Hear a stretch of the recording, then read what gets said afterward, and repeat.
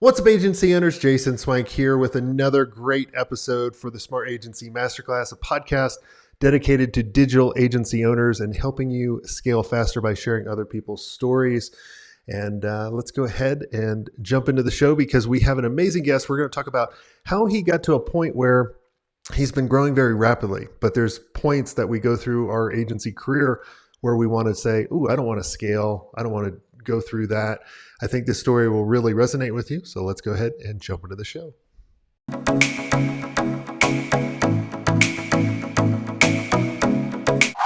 Hey, Herman, welcome to the show. Hey, Jason. Thank you for having me. Super excited to be here. Yeah, I'm excited to have you on as well. So tell us who you are and what does your agency do? Yeah, so I'm Hernan Vazquez. Right now I'm in South America. I'm Buenos Aires, Argentina, and been at this digital marketing game for the past, I don't know, wow, like 13, 14 years now.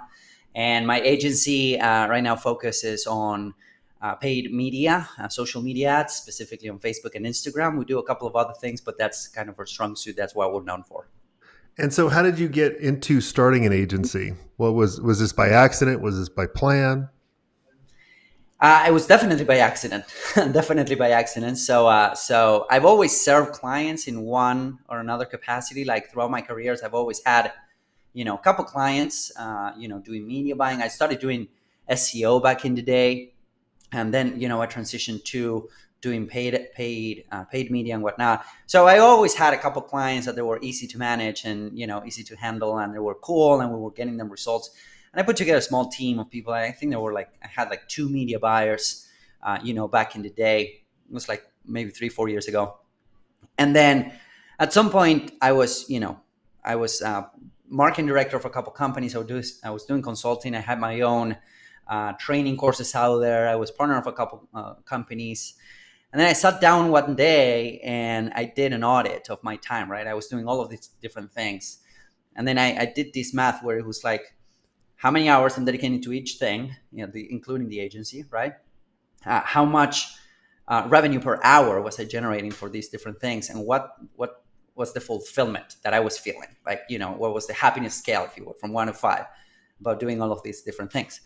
And then I realized that the agency was by far the most profitable one. It was the one that's consuming the least amount of time per week, and it was closer to the top. It was 4.5 out of 5 stars, if you would, in the happiness scale. So I at that point I had to kind of a came to Jesus moment, like last beginning of 2021, actually, like February, March, beginning 2021.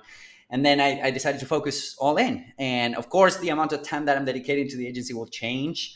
And sometimes the fulfillment scale will change as well. How happy you are doing some things and not that happy, doing some other stuff. But it's been quite a ride. So that was kind of, so at the end of the day, the agency was kind of an afterthought. And after this exercise, it's become my sole focus. And it's been like that for the past, year, a little bit over a year. And it's been good. Yeah, it's been really good. Now that you've gone all in, what were some of the things that you would change when you were building the agency? Because you're well over the million mark now, so congrats in a short time frame, and a lot of people are always looking at how to get over there. Are there any things that you would change? So that's actually a great question, and I think that I've always built teams for people. I built like 3 agencies so far. They were all decent, successful, and 4 actually, and they were all had their degree of success. And I built teams and whatnot. But I've always been really involved in basically all of the aspects of the agency, right? From operations to HR to fulfillment to to marketing and whatnot. And I'm a marketer. I'm a marketing guy. I'm an ad guy, so I do enjoy that part of the process. But then all of the other stuff I don't enjoy that much. So if I were to start over, I would have hired leaders faster. People that are smarter than I am in some other things like operations and leading people and developing people and HR and all that stuff, and that they're good and they enjoy that. I would have hired them faster, like earlier throughout the process, so I didn't have to burn through an entire year trying to figure out stuff that I'm mediocre at best at, and hiring A players sooner. So What do you think stops people, or what stopped you looking back at hiring some of those leaders first? Was it, hey, we don't have the money yet, or I really don't have the direction? What was it? So I think so. The money thing was definitely the first thought that I had, but then I realized that there are some creative ways that you can compensate these people and incentivize them. That doesn't necessarily mean that you need to have the cash or the cash flow to maintain those relationships. So, for instance, um, and this person came to the agency. He's taking care of everything that has to do with recruiting, right? So he's taking care of everything that has to do with recruiting, finding us the right people, then developing those people, and then offering some advice in operations in general and whatnot. And the reality is that he's incentivized based on revenue, so he gets a percentage of revenue, and that's good for him. And then the same with now I'm starting to build sales team because we're adding some other products to the mix. So I'm starting to build sales team, and then the sales director, if you would, he's also incentivized on a percentage. So it's not like you need to have the cash right away, but you need to have people that might trust you and bet on you what you're doing, and and you share the vision with them so that they can come for the ride. So definitely money was the one thing, and then also the direction. Not knowing that I had, like, you don't know what you don't know, and this is really true when you're building and scaling an agency. So having some sort of mentorship at that point really helped out in terms of understanding, okay, these are the gaps that you need to fill operationally. So Now, you've been a part of a lot of agencies in the past, and we were talking kind of in the pre-show. There was a particular instance that happened that really made you question even owning and, and yes. and really building the agency. Tell us a little bit more about that, because there's a lot of people that I chat with that build this agency by accident. They Mhm. get to a point where they're doing a lot of things that they don't like, and then they get burned out, shut it down, or talk about selling, that kind of stuff. Yeah, yeah, for sure. And that was definitely my case back when all of this happened. So as I was telling you, I was working with Frank Kern, and I was his main ad guy. And then I transitioned into like the CMO role, and I did a lot of coaching for him as well, for his students, and then and run all of his ads, and then help him with everything that has to do with marketing for his own brand and his own stuff. So I was when he decided to launch his agency, I was kind of in the middle of it all. I was running ads for 30 plus clients on my own. Then I had to go out there, hire media buyers, train them, build all the processes and whatnot. But it was cool because the type of clients that we were getting based on, the marketing that we were putting out, they were cool, right? Like if you think about like everyone that we talk about Frank Kern a lot, and everyone that comes across that name is like, okay, he's the cool guy, right? Like, so he tends to have that vibe, and then the people that he would attract would have that vibe as well. So it was like really cool people that we were working with. However, this was pre-pandemic. He jumped in. He partnered with Grant Cardone, and then the growth of that agency we went from 30 clients to 220 plus clients in like 8 months. So the growth was exponential because, of course, Grant had a huge audience. I saw the guy, like, coming up on Instagram stories a couple of times. He would do a couple of Instagram stories. He will fill up the calendar of the sales guys, right? So it was that powerful methodology. But also his audience was different, right? His audience, the type of clients that we were getting for the agency was different, and it was a different ball game. And we also went from just being a handful of people to being, I don't know, 60 plus people in the period of 8 months or 6 months. It was insane.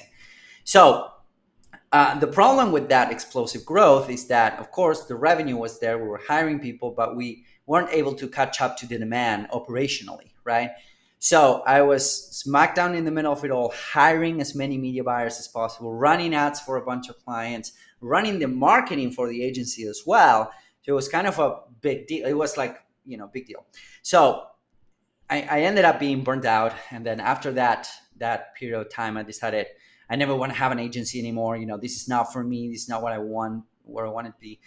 And then a year went through, and then I started talking to some other people that they did have agencies, and they were actually enjoying the process, right? Like they were actually happy with their agencies. They were traveling, and I was like, okay, what are these guys doing differently, right? That I was like back there, and that was a big transition. That was a big breakthrough for me, because they were like operating in their zone of genius, if you would. Again, I'm an ad guy, I'm a marketing guy. I enjoy like setting up marketing machines, running the ads and all that. All the operations now for me, and I was like deeply rooted into operations. That's why I wasn't enjoying the process. But then I realized that, okay, I can rebuild this thing in my own terms, doing the stuff that I love throughout this process, and not compromising on, on stuff that I don't like to do, or doing. You might do it for a little bit until you find somebody, or you create a process that might replace you.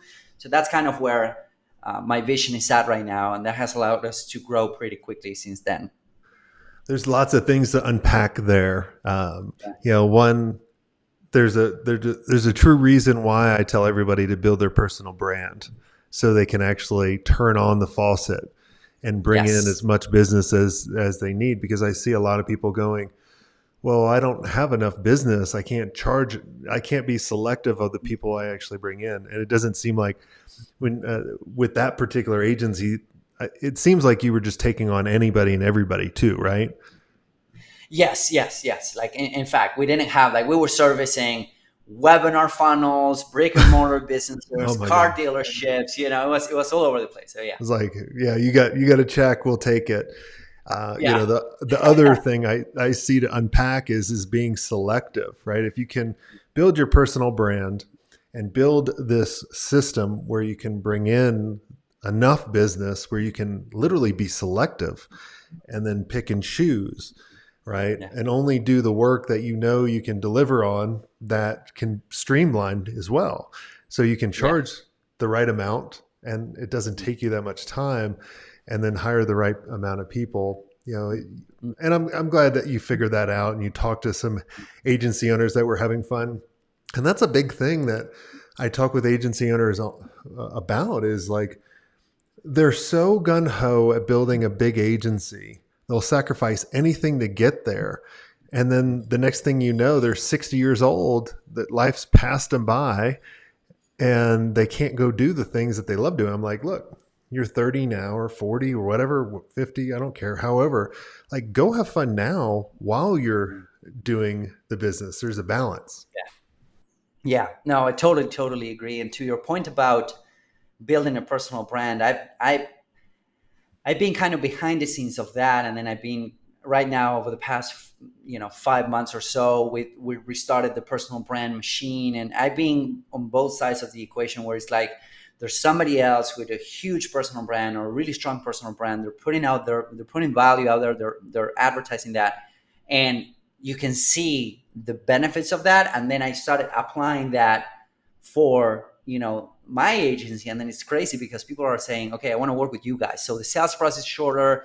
People, they stay for longer. They come motivated. So there's so many benefits doing that in so many levels. It impacts the business in so many levels that it's crazy. And yeah, I totally agree with you in terms of, finding joy in that stuff, that, finding the stuff that makes you happy, and then building a team around what doesn't. Yep. Well, this has all been amazing, and thanks for sharing with us. Is there anything I didn't ask you that you think would benefit the audience? Coming back, I do want to double down on the personal brand side of things. I think that, an agency is a great vehicle that can allow you to serve all of these people that are coming in. But I think that putting out value content and advertising, being an ad guy myself, advertising that content, it's still pretty cheap, pretty inexpensive to advertise, like videos on Facebook or something along those lines. We do apply that for clients quite a lot. And it does take a little bit to ramp up, but once it ramps up, it's really hard to stop it. So doubling down on the content and putting some advertising dollars behind that content for your ideal demographic, I think that can have a long-lasting impact in your business. So I agree. Where can people, what's the agency website people can go and check out the agency? Yeah, so it's scaledriven.com. That's the one thing. And then I also just created a presentation, finished it last week, about what we learn after working with some of these big names, right? How they're scaling their business and all that. And that's at scaledriven.com/class. So 40-minute presentation is completely free. There's a lot of value there. And I think that agency owners can benefit from that class because it gives them an insider look of what they're doing. So awesome. Well, thanks so much for coming on the show. Lots of golden nuggets in there for all of you. And if you guys enjoyed this episode and you want to be around amazing agency owners on an ongoing basis where they can help you through a lot of the things that take us a long time to go through, and so you can scale your agency faster, be able to pick and choose your clients, be able to have the option to sell it one day and have a lot of fun doing it. I would love to invite all of you, go check out digitalagencyelite.com. See, go to that page, see what everything's about this mastermind. And if you feel it's right for you, apply. If we feel it's right for us as well, and the rest of the members, we'll have a conversation. Go there. And until next time, have a swank day.